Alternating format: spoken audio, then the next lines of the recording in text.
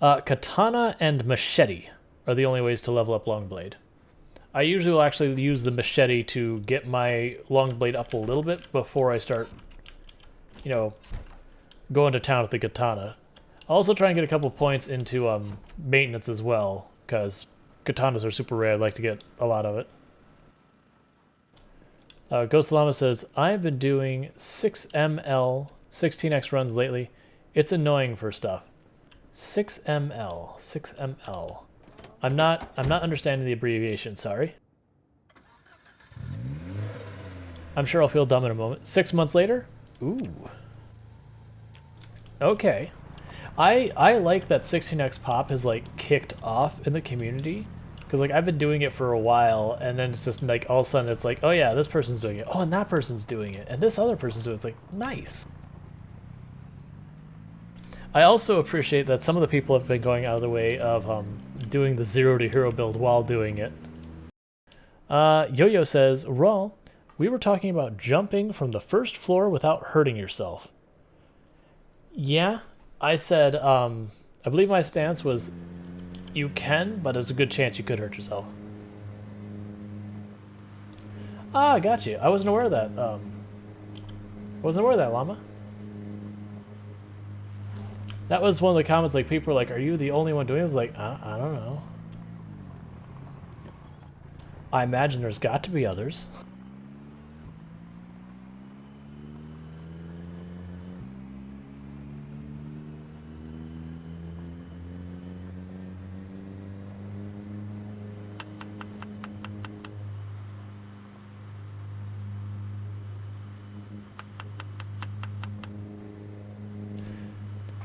Okay, Zan120. If you are going to start a 16x pop run, some things I'd point out is do not get in the position of like, this is the weapon type I'm going to use. When you start, you're going to use anything that you can hit a zombie with, because you're going to need to, because you're going to be breaking a heck of a lot of weapons. It is a marathon, not a sprint. You want to avoid taking any and all risks you can. Be slow, be methodical, take your time. Let's see. What else we got? When you first start, you will get to loot the building you're in. You may not get through the entire thing before a zombie sees you through a window or whatever. When that happens, congratulations. You'll more than likely be unceremoniously evicted from town, where you grab what you can, and then you walk out of town, weaving and bullet helling your way through all the zombies. From there, usually I will find some place that I can get a couple of good things, like a farmhouse, a boot camp, whatever it is. Then get a couple of weapons, some water, some food, all that kind of stuff. And then basically try and continue working my way through killing the zombies to give myself someplace and having some kind of destination in mind. Because otherwise you can just meat grind to the zombies forever. But, like, choose a town, point yourself that way, and just keep meat grinding it till you get in.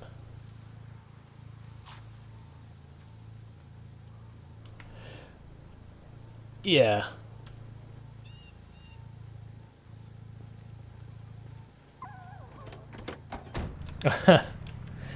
You take a lot of deaths, Ghost. I've definitely caught your stream a couple of times. But I haven't been able to sit down and just like watch it for a while because I just do entirely too much. I need to find more hours in my day.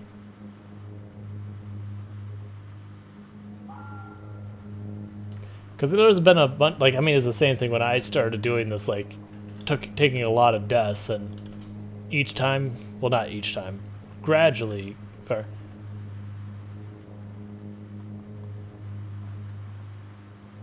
Gotcha.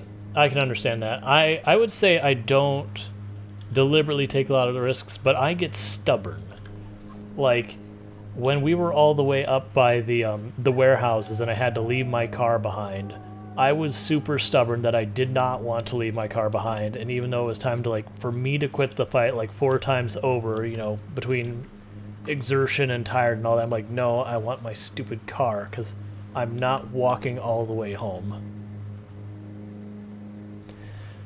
But yeah, when I say book it to the countryside, it's walk with purpose. to the countryside, because stamina is very critical in this. You are going to meat grinder. You need all the stamina you can get.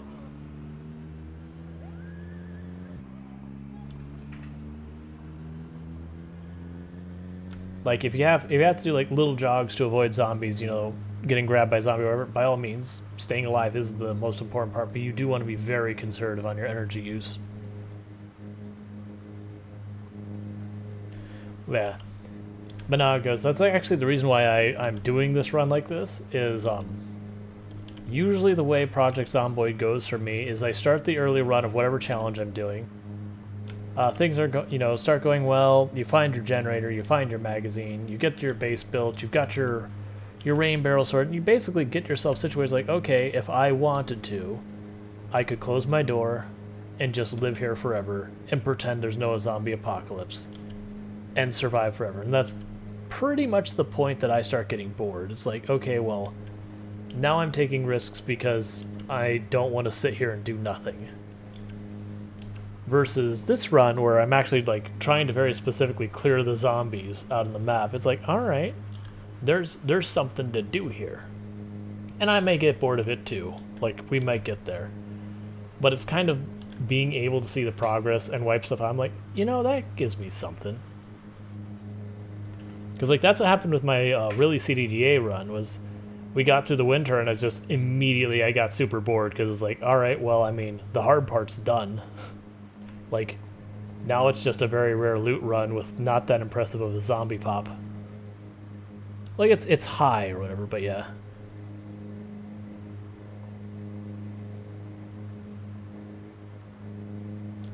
Yep.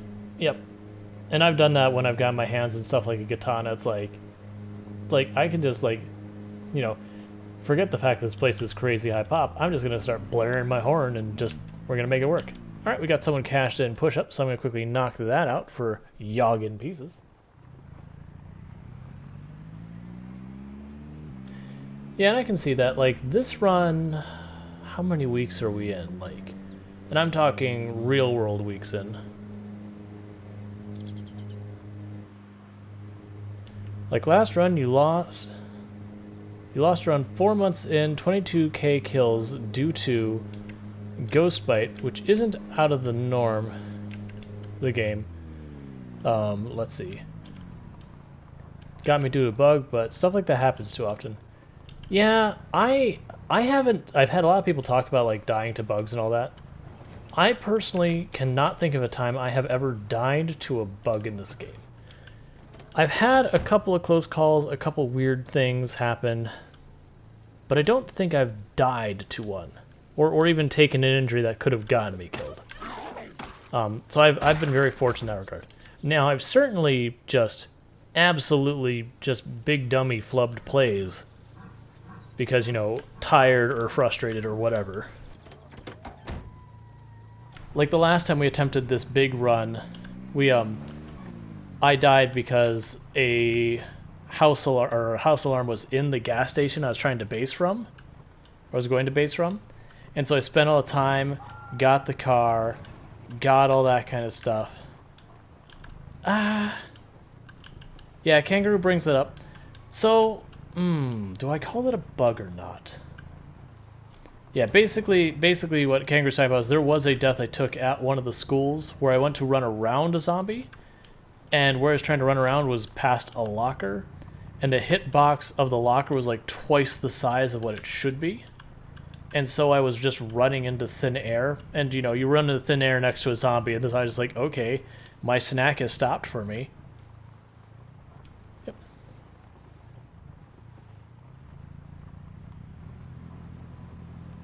Yeah, I am familiar with Disnoff. I've only watched Disnoff playing Rimworld. Like, I actually watched him a lot. I'm very familiar with Meowry and everything. But I've seen that he is playing Project Zomboid. I haven't watched him play. I do know his title is like, watch the corners, watch the doors. That's how they get you. And you're like, you're right. Corners are scary. Trees are the real enemy. For me, because I'm very careful about going in buildings nowadays.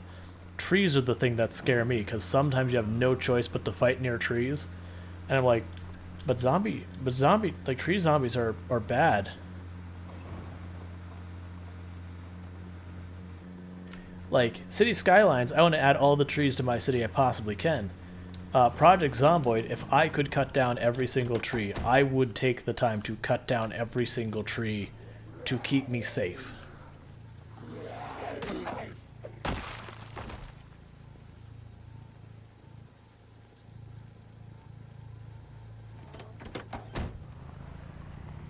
Yeah, nah, Disnoff is definitely a good streamer. I appreciate it. But yeah, you're saying so they, Zombie went through a fence. So, yeah, I haven't seen a zombie phase through fences. Zombies can break down the fences and go right through them.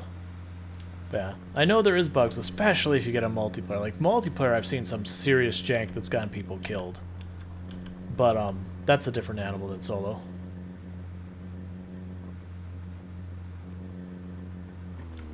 Elgosa says, the two things that always get me are, one, zombies at awkward angle, and I think I'm going to hit them when I'm not. That happens to me when zombies are straight up and down from me. You'll know I actually go, you'll like notice I go out of my way to not fight straight up and down. Like I can do it and I do it in a pinch. Like and I will complain about it in the moment because I do not like fighting straight up and down. Any kind of angle I'm happy with. Straight up and down I am not a fan.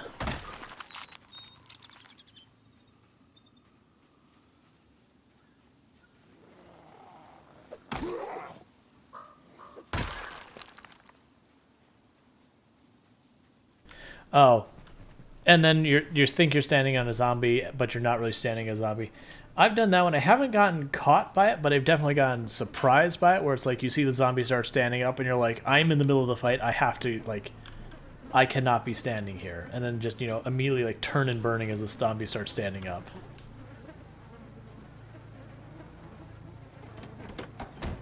Ghost Lava says, with like, the chain link fencing, like, the junkyard and stuff, if a car is too close, a zombie can crawl under / through the fence and get inside easily. Interesting.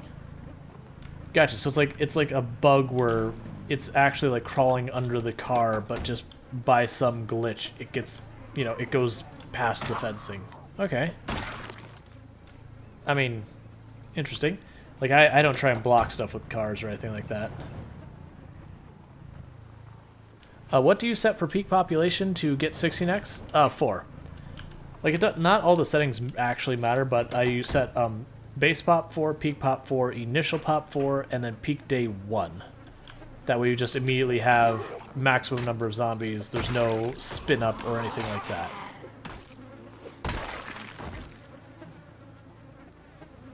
that.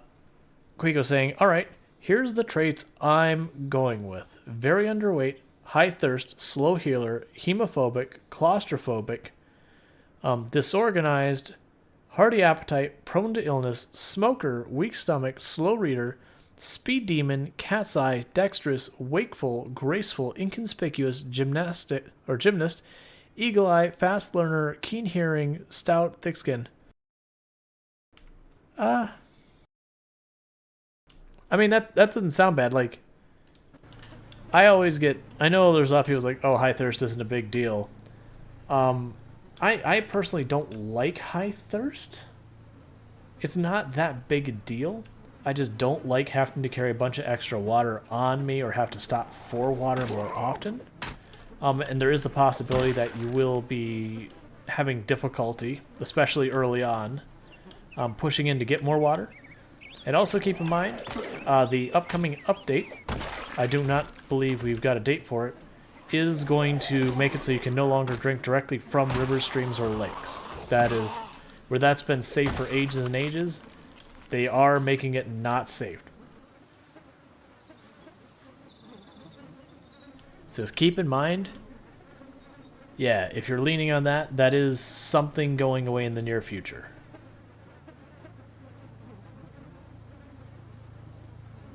Like, right now, I believe it's safe, but it is going away soon, and I don't know when.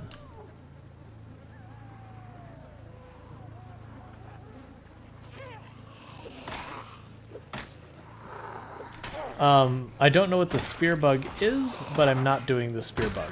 At least not deliberately. I'm not If I find of a bug or an exploit or something like that, I won't use it.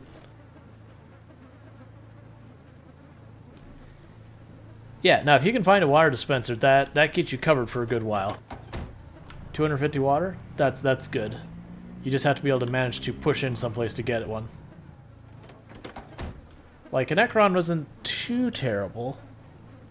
Like, they have a water dispenser in the police station, which is pretty close to the south end of town. I want to say there's a water dispenser in, like, the equivalent of town hall, but I'm not as sure.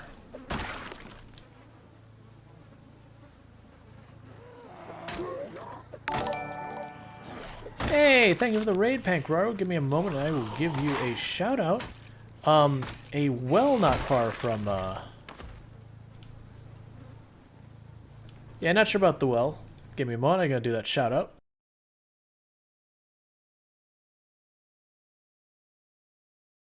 So Pankraro playing Mass Effect Andromeda. Excellent. I never did play the last Mass Effect game, honestly. Like, I very much have enjoyed Mass Effect a great deal, but, like, with all the stuff that happened with it, I never really got into it. Like, it's one of those ones I just didn't pick it up because it's like, I really loved 1 and 2 and I heard nothing but bad things about 3, and so I was like, I don't want to touch it. Like, I don't want to ruin something I've already enjoyed so much, because I've definitely had those game series where it's like, I'll love the game series, and then the new one will come out and be like, yes, it's the new one, and you play and you're like, okay, why did they ruin it so much?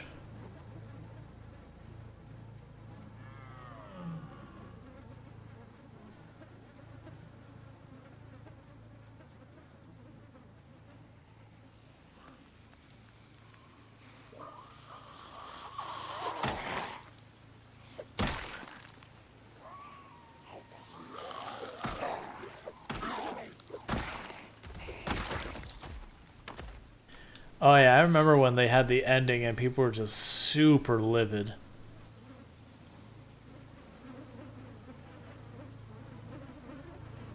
Cog3D says, I can't get any mods to work or show up. I'm going to assume you are using Steam, because if not, I would strongly recommend using Steam. But you can choose to you can choose to subscribe to the mods in the workshop. And then I want to say on the front screen there's a mods section. Oh, how do you do that? I would have to exit the game to look, but I believe there's a mod section. You enable them there, and then you create your game.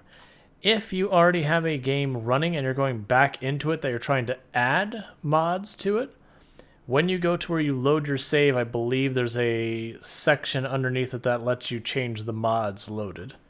I've never changed mods loaded in a game that I can think of. I always get leery about that kind of stuff because that's stuff that can very often break.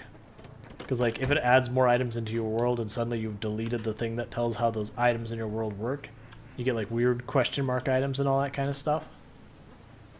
And then sometimes just adding mods can add new mechanics that break stuff. Alright, Grim Tremor dropping in with a hydrate. I'll do that in just a moment. I got 4 zombies here I'm going to kill.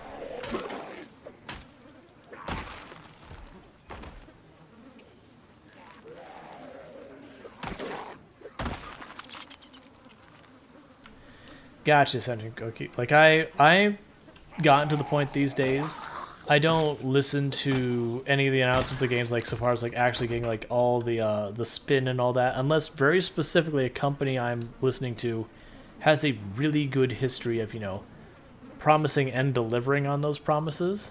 Like, that's one thing.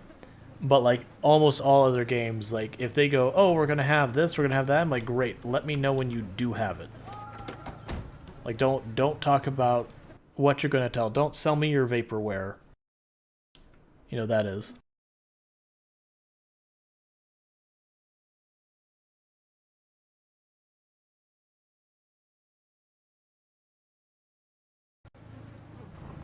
Okay. Like, and that was one of the things that I also heard was a bunch of people were very unhappy that when they went to play the game, it's like, okay, well, you make these decisions and people die and all that, And then you play the next one, they're like, well, if those characters die, they have one that's basically the exact same character, just like a different color that swaps in their place. I'm like, oh, okay. So my previous game meant nothing.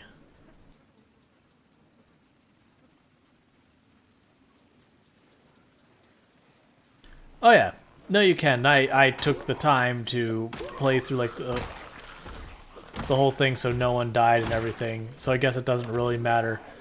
But it's just the whole weird thing of like, okay, but if I did let them die, like you just kind of wave your hand and it goes away by like, okay, instead of the person's name being Garrett, they'll be like Bob. It's like, okay. Yeah. Thanks, game, for making my decisions meaningful.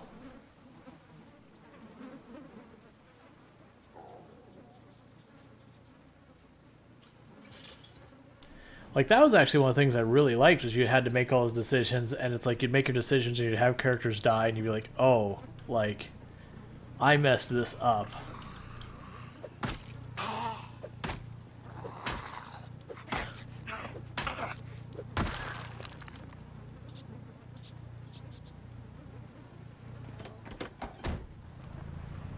Yeah.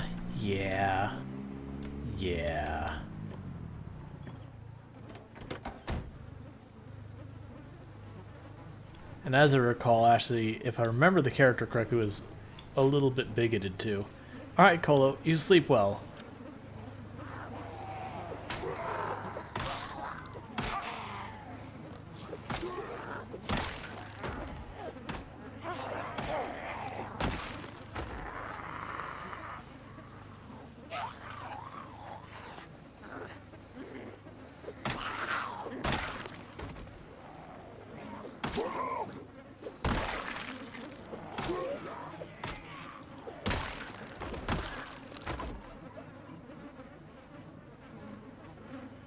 And we're still in the market for a new varsity jacket. I keep forgetting about it, and I shouldn't, because usually it's you get your clothes set up and then you never worry about it again.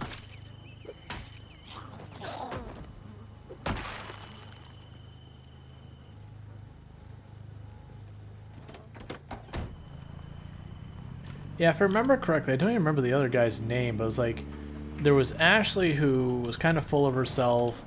She would say some things there like, that's bordering problematic there, lady. Maybe calm it down a little bit, Caden.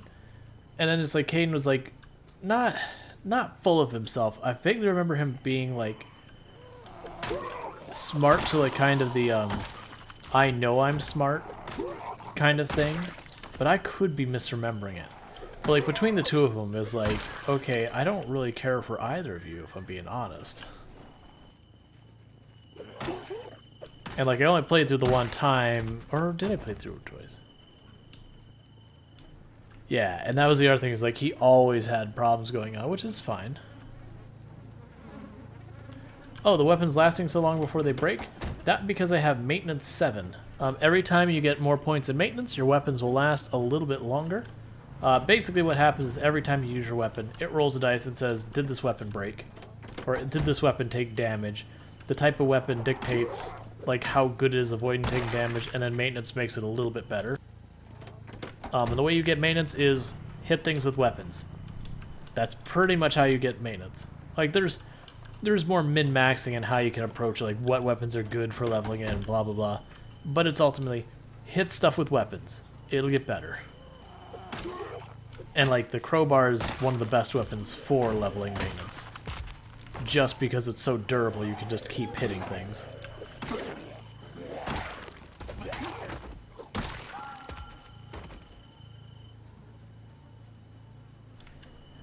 Yeah.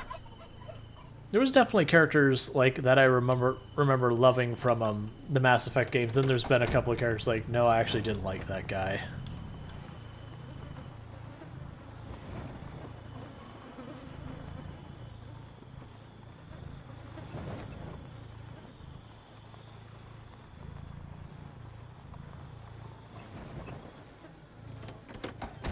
Yeah, the crowbar, like, it is one of my favorite weapons, but it really boils down to, it's like, as far as damage goes, it's okay.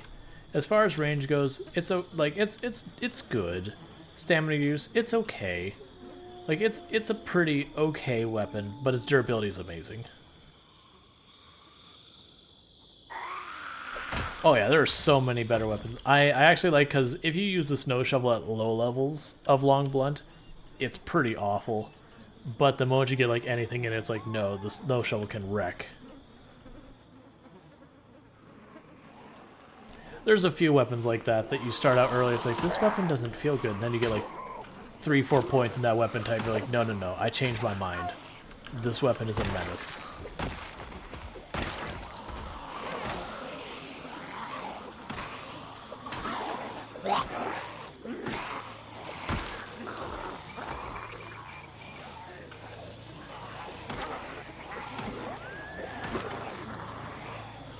Mass Effect 1 was one of those games that I played through once, I had a really good time. I played Mass Effect 2, and I liked that, you know, your choices carried forward and had consequences on your world and everything. And I really enjoyed that. But then it's like one of those things like, oh, well, I want to see what happens if I took the other path. And I went to play Mass Effect 1 again, I'm like, no, I don't want to. Versus Mass Effect 2, I was like actually really excited about doing one playthrough where you go like renegade, and the other playthrough you do the Boy Scout approach.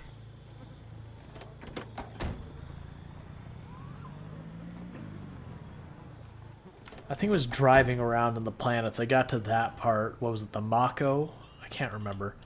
But driving around in that, and I was like, oh, this isn't as fun the second time.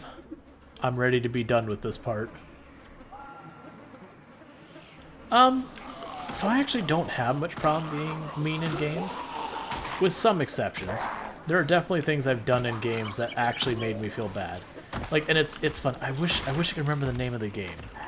So I do remember one of the games that actually legitimately made me feel bad about stuff in a game was I was playing GoldenEye. You know, GoldenEye 007. I believe that was the Super Nintendo way back in the day. So it all looks like, to modern graphics, it looked like crap, but it was great in the day. And I remember like looking through like one-way glass, using the silence pistol, and popping the one security guard, and the other guard starts like mourning their friend, and so I shot him too. And I'm like, you know, I just made this person like mourn their friend, they're super upset, and then I ended their life while they were in their mourning. Like this was uncalled for awful stuff. It's not something you're required to do in the game. It's just a dialogue line I'd have throwaway where one guard, if they saw another guard, they might be like, "Are you okay? Oh no." But like at the moment, I was like, you know, I didn't even have to kill these guards. Like this is me just being an absolute jerk. It's not like all the guards were evil or anything. Like some of them were just people at the place.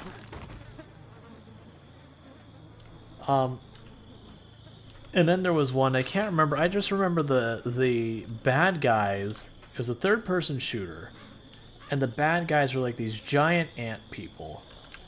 And so it's one of those ones that you walk into like a little house, and there's like 4 or 5 of them, and I immediately pop in, blast away 4 of them, and the last like drops their knees and starts like panicking and like making like, because they don't speak, so they're just basically making like a begging motion. And you know, I waited for a second or two, and I was like, killed them. Like, you know, that ant was surrendering. Like, it had dropped its weapon. There was no need for this. I feel a little bit bad about this.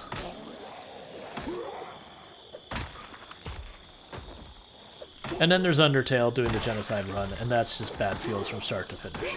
It's interesting, it's fascinating, it's also not good feels, any of it at all.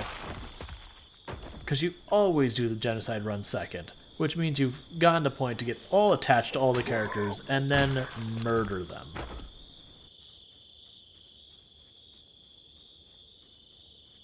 And I won't spoil any details of the runs. If you've ever played Undertale, highly recommend. Or if you've never played Undertale, highly recommend. It is a weird game. It's kind of a mix of bullet hell and it makes you think it's a JRPG kind of game, but really the mechanics are like a mix of RPG and bullet hell. So it's really interesting. And then on top of that, it actually has like a lot more depth than you would give it credit to seeing the graphics or music. And it's fantastic.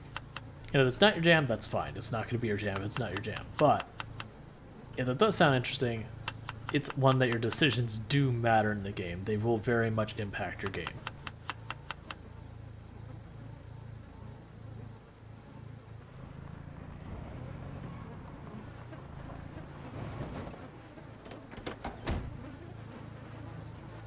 Oh, it's worth a play. Like, it's not a super long... Like, that's the thing. When it first came out and I was hearing all the ranting and raving about how wonderful it is, how all this it is, and I looked at it, I'm like, okay, this is an RPG. This is going to take me a ridiculous amount of time. I'm going to set it aside. And I set it aside for a very, very long time. And then they're like, no, seriously, it's not that long of a game. Like, you can knock out the different runs in not super long. But it's just a very good, endearing game and all that. And its music is fantastic. And its characters are lovable and all that good stuff.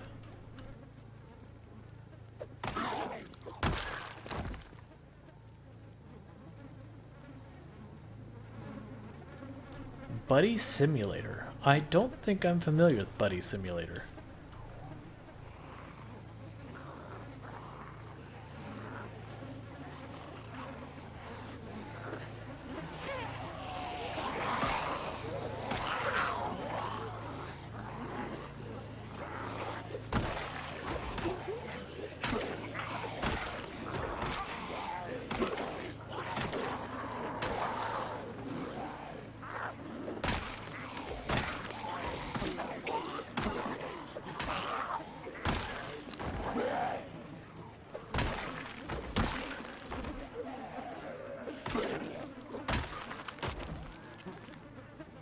Oh, gotcha. Yeah, there's been a number of games that have been like that. Like, there's actually a game out there that's ridiculous called Frog Fractions.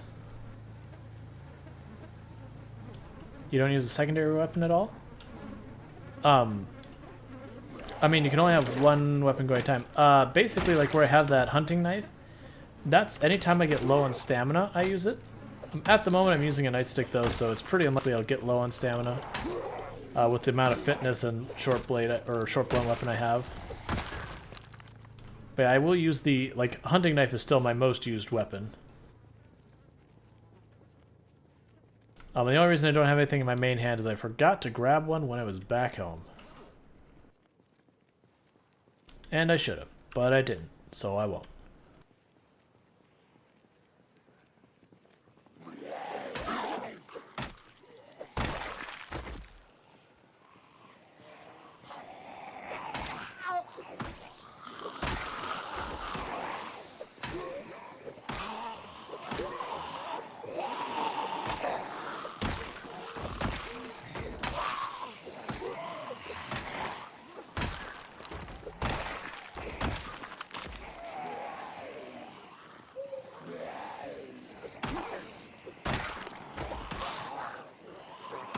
Yep, I see a spear, and I'll grab it as soon as we got a nice good opening here. So that'll give me something to put as a back weapon.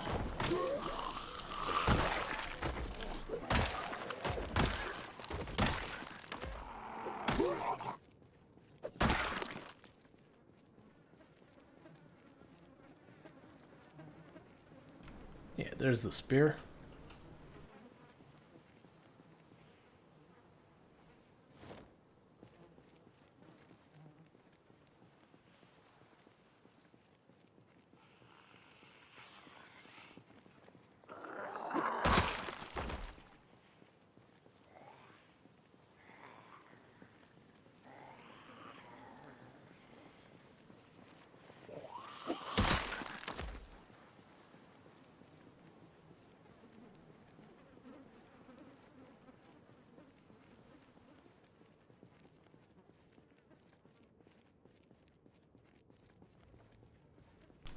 Alright, this time we'll turn back towards the houses over here, so we can sleep in one of those houses.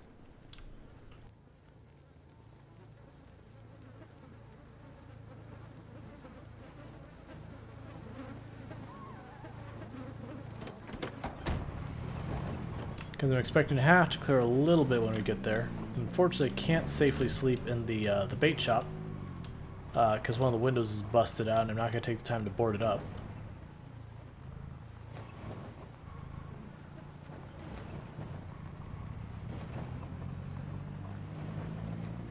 Your little 3D printed Stargate ship figures just arrived today from Hungary. I'm excited.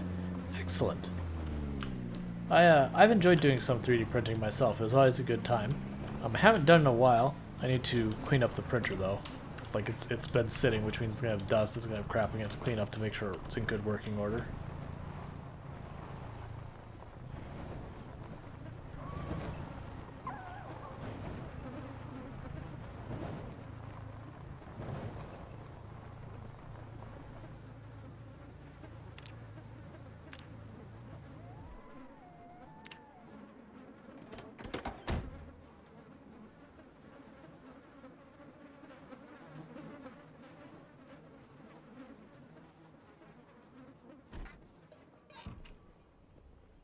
Okay, right, this is a toilet paper house.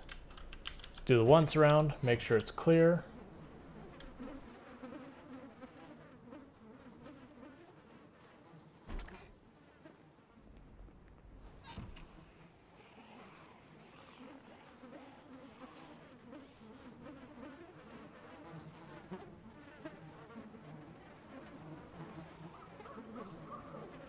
Yeah, I have a roadstock, was a roadstock Max 3 or something like that. Was one of those ones where there's a kit where you just got the parts in a box. It's like, okay, build your printer, have solder ready. I'm like, okay. And realize that's the kind of kit I was looking at building up, but sure, I know how to solder. Somewhat intimidating to get a box that way and put it together for a precision machine, but you know.